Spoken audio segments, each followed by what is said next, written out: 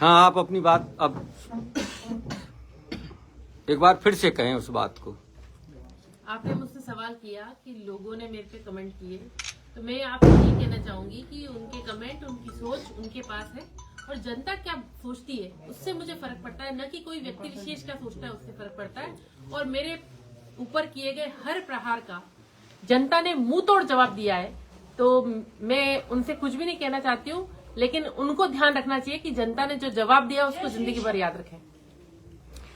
मैं नायाब उलझनों की एक मुकम्मल किताब हूं, मुझे मेरे सिवा कोई नहीं जानता।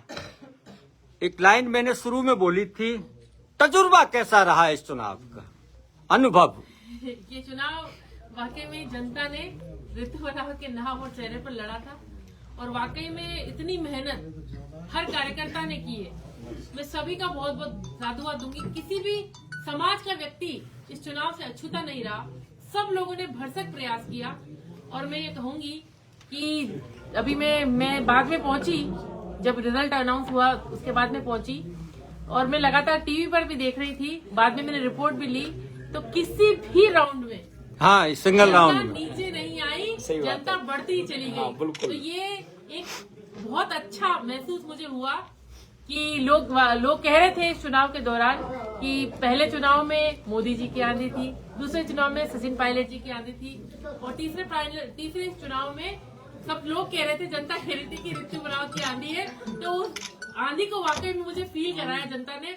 मैं बहुत बहुत आभारी हूँ, बहुत बहुत धन्यवाद करती हूँ जनता के सभी जातियों का, सभी बिरादरियों का, तो उन्होंने इतना स्नेह दिया।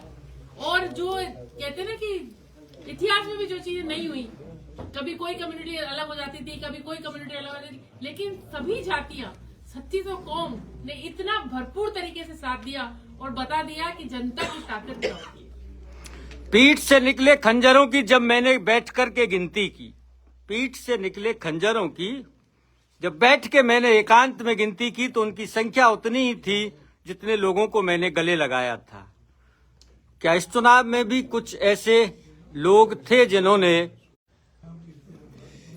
हाँ